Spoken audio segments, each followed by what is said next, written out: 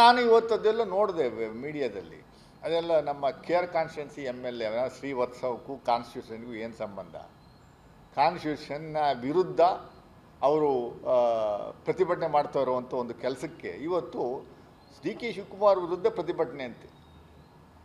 Reservation ವಿರುದ್ಧ ಇರುವಂಥವ್ರು ನೀವು. ರಮಾ ಜೋಯ್ಸ್ ಅಂತ ನಿಮ್ಮಲ್ಲಿ MP ಇದ್ದರು, ಒಬ್ಬರು ರಿಟೈರ್ಡ್ ಜಡ್ಜು. 2008ರಲ್ಲೋ 2009ರಲ್ಲೂ ರಿಸರ್ವೇಷನ್ ವಿರುದ್ಧ ಅಪ್ಲಿಕೇಶನ್ ಹಾಕ್ಕೊಂಡಿದ್ರು, PIL ಹಾಕ್ಕೊಂಡಿದ್ರು ಸುಪ್ರೀಂ ಕೋರ್ಟಲ್ಲಿ. ರಿಸರ್ವೇಷನ್ ಸಾಕು, 10 ವರ್ಷ ಕೊಡಬೇಕು ಅಂತ ಇದ್ದಿದ್ದು. ಕಾನ್ಸ್ಟಿಟ್ಯೂಷನ್ ಬಂದಾಗ ರಿಸರ್ವೇಷನ್ನು ಬರೀ 10 ವರ್ಷಕ್ಕೆ ಮಾತ್ರ ಅಂತ ಇದ್ದಿದ್ದು, ಇನ್ನೂ 70 ವರ್ಷ ಆದರೂ ಕಂಟಿನ್ಯೂ ಮಾಡ್ತಾಯಿದ್ದೀರಿ. ತೆಗ್ದಾಕಿ ಇದನ್ನು ಅಂತ ಕೋರ್ಟ್ಗೆ ಹೋಗಿದ್ದವ್ರು ಯಾರು? ರಮಾ ಜೋಯ್ಸ್, ನಿಮ್ಮ ಪಕ್ಷದ ಭಾಳ ಪ್ರಮುಖವಾದಂಥ retired judge, supreme court judge, Rajya Sabha member ಆಗಿದ್ದವರು, ಭಾಳ ಬುದ್ಧಿವಂತರು, ನಿಮ್ಮ ಪಕ್ಷದ ಭಾಳ ಬುದ್ಧಿವಂತರಾಗಿದ್ದವರು ಕೋರ್ಟ್ಗೆ ಹೋಗಿದ್ದರು. ರಿಸರ್ವೇಷನ್ ವಿರುದ್ಧ ಇರುವಂಥವ್ರು, ಕಾನ್ಸ್ಟಿಟ್ಯೂಷನ್ ವಿರುದ್ಧ ಇರುವಂಥವ್ರು, ಅಂಬೇಡ್ಕರ್ ವಿರುದ್ಧ ಇರುವಂಥವ್ರು. ಪಾರ್ಲಿಮೆಂಟ್ಗಳಲ್ಲಿ ನೀವು ಅಸೆಂಬ್ಲಿಗಳಲ್ಲಿ ಚರ್ಚೆ ಮಾಡ್ತೀರಿ ಅಂಬೇಡ್ಕರನ್ನು ಸೋಲಿಸಿದ್ಯಾರೋ ಅಂತ. ನೋಡಿ, ಅಂಬೇಡ್ಕರ್ ಅವರು ಬರೆದಿರುವಂಥ ಪತ್ರ ಇಲ್ಲಿದೆ. 18/1/1952 ಇಸ್ವಿನಲ್ಲಿ ಅವ್ರ ಸ್ನೇಹಿತರಿಗೆ, ಕಮಲಾಕಾಂತ್ ಅಂತ ಅವ್ರ ಸ್ನೇಹಿತರಿಗೆ ಪತ್ರ ಬರೀತಾರೆ. 4 ಪುಟದ ಪತ್ರ, ಹ್ಯಾಂಡ್ ರೈಟಿಂಗಲ್ಲಿ ಬರೆದಿರುವಂಥದ್ದು ಪತ್ರ ಇದು. ಇದು ಬಹಳ ಸ್ಪಷ್ಟವಾಗಿ ಹೇಳ್ತಾರೆ. I agree with your analysis. ಯಾರು? ರಮಾಕಾಂತ್ ಕಮಲಾಕಾಂತ್ ಅವರ ಅನಾಲಿಸಿಸ್ ಬಗ್ಗೆ ಬರೆದವರ ಪತ್ರನ. I agree with your analysis of dangerous attitude towards us and towards Congress, which is mooted by Jana Sangh. ನನ್ನ ಸೋಲಿಗೆ ಯಾರು ಕಾರಣಕರ್ತರು ಅಂತ ಇಲ್ಲಿ ಹೇಳ್ತಾರೆ ನೋಡಿ. plot to defeat me was hatched by Dange and Savarkar, who was informed by my promoter to partition Kashmir. ಕಾಶ್ಮೀರನ partition ಮಾಡಿರುವಂಥದ್ದು ಅವರಲ್ಲಿ ಆಕ್ರೋಶ ಇಟ್ಕೊಂಡು ನನ್ನ ಸೋಲಿಗೆ ಪ್ರಮುಖವಾದ ಕಾರಣಕರ್ತರಾಗಿದ್ದಂಥರು ಸಾವರ್ಕರ್. ವೀರ್ ಸಾವರ್ಕರ್ ಅಂತ ಬಿರುದು ಕೊಟ್ಟರಲ್ಲ, ಯಾರು ವೀರ್ ಅಂತ ಕೊಟ್ಟಿದ್ದು?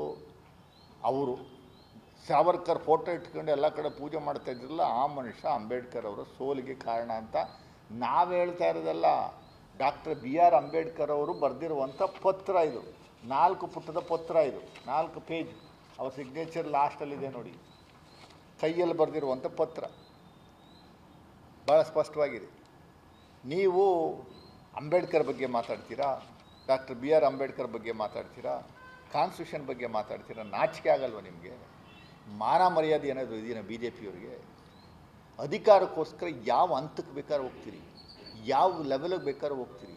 ಸಣ್ಣ ಸಣ್ಣ ವಿಚಾರವನ್ನು ಕೈಗೆತ್ಕೊಂಡು ಬೇಕು ಅಂತ ರಾಜ್ಯ ಸರ್ಕಾರವನ್ನು ಡಿಸ್ಟೆಬಿಲೈಸ್ ಮಾಡುವಂಥದ್ದಕ್ಕೆ ಪ್ರತಿದಿನ ನೀವು ಪ್ರೆಸ್ ಮೀಟ್ಗಳನ್ನು ಮಾಡಿ, ಪ್ರತಿದಿನ ನೀವು ಸುಳ್ಳು ಆರೋಪಗಳನ್ನು ಮಾಡುವಂಥ ಕೆಲಸವನ್ನು ಮಾಡಿ, TV ಮಾಧ್ಯಮಗಳಲ್ಲಿ ಡಿಬೇಟ್ ಆಗೋ ರೀತಿಯಲ್ಲಿ ನೋಡ್ಕೊಳ್ಳುವಂಥ ಕೆಲಸವನ್ನು ಮಾಡ್ತಾ ಇರುವಂಥದ್ದು BJPಯವರು. ಭಾಳ ಸ್ಪಷ್ಟವಾಗಿ ನಾನು ಆಪಾದನೆ ಮಾಡ್ತಾಯಿದ್ದೀನಿ.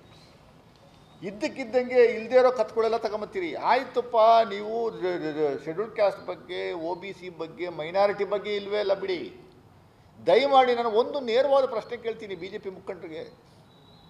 ನಿಮ್ಮಲ್ಲಿ ಟಾಪ್ 10 ಯೂನಿಯನ್ ಮಿನಿಸ್ಟರ್ಸ್ ಅವರಲ್ಲ. ಟಾಪ್ 10 ಅಂದರೆ ಮೊದಲನೇದು ನರೇಂದ್ರ ಮೋದಿಯವರು, ಎರಡನೇದು ಅಮಿತ್ ಶಾ, ಮೂರನೇದು ನಿತಿನ್ ಗಡ್ಕರಿ. ಪೋರ್ಟ್ಫೋಲಿಯೋ ಪ್ರಕಾರ ಟಾಪ್ 10 ಇದ್ದಾರಲ್ಲ. ಒಟ್ಟು 67 ಏನೋ ಮಂತ್ರಿಗಳಿದ್ದಾರೆ. 67 ಮಂತ್ರಿಗಳ ಪೈಕಿ 27 ಜನಕ್ಕೆ ನೀವು OBC ಶೆಡ್ಯೂಲ್ ಕ್ಯಾಸ್ಟ್ನವರಿಗೆ ಕೊಟ್ಟಿದ್ದೀರಿ, ಮಂತ್ರಿ ಮಾಡಿದ್ದೀರಿ. ಅದನ್ನ ಎಲ್ಲ ಕಡೆನೂ ಕೊಚ್ಕೋತಾ ಇದ್ದೀರಾ. 27 ಮಂತ್ರಿಗಳನ್ನು ಮಾಡಿರುವಂಥ ಶೆಡ್ಯೂಲ್ ಕ್ಯಾಸ್ಟ್, ಶೆಡ್ಯೂಲ್ ಟ್ರೈಬ್, OBCಯವರು ಎಲ್ಲರಿಗೂ ಒಬ್ಬರಿಗೂ ಕ್ಯಾಬಿನೆಟ್ ರ್ಯಾಂಕ್ ಕೊಟ್ಟಿಲ್ಲ. ಎಲ್ಲರೂ state rank, state minister. Top 10ನಲ್ಲಿರುವಂಥ ಮಂತ್ರಿಗಳು ಎಲ್ಲರೂ ಒಂದು ಜನಾಂಗಕ್ಕೆ ಸೇರಿದವರು, ಅಪ್ಪರ್ ಕಮ್ಯುನಿಟಿಗೆ ಸೇರಿದವರು. ನಾನು ಅವ್ರ ಹೆಸರನ್ನು ಓದ್ತೀನಿ. ಯಾವ ಕ್ಯಾಸ್ಟ್ ಅಂತ ಹೇಳಲ್ಲ. ಅಮಿತ್ ಶಾ 2 ಪ್ರಮುಖವಾದ ಪೋರ್ಟ್ಫೋಲಿಯೋ ಇಟ್ಕೊಂಡಾರೆ. Home minister, cooperation. Nitin Gadkari transport minister, national highway authority of India. JP Nadda health and family 1, ಇನ್ನೊಂದು ಕೆಮಿಕಲ್ಸ್ ಆ್ಯಂಡ್ ಫರ್ಟಿಲೈಸರ್ಸ್. ಎರಡೆರಡು ಪೋರ್ಟ್ಫೋಲಿಯೋ, ಮೂರು ಪೋರ್ಟ್ಫೋಲಿಯೋ. ನಿರ್ಮಲಾ ಸೀತಾರಾಮನ್ ಫೈನಾನ್ಸ್ ಬೇರೆ, ಕಾರ್ಪೊರೇಟ್ ಅಫೇರ್ಸ್ ಬೇರೆ. S Jaishankar external affairs minister. Piyush Goyal commerce ಮತ್ತು ಇಂಡಸ್ಟ್ರೀಸು. ಪ್ರಹ್ಲಾದ್ ಜೋಶಿ ಕನ್ಸ್ಯೂಮರು ಒಂದು, ಫುಡ್ ಆ್ಯಂಡ್ ಪಬ್ಲಿಕ್ ಡಿಸ್ಟ್ರಿಬ್ಯೂಷನ್ ಎರಡನೇ portfolio.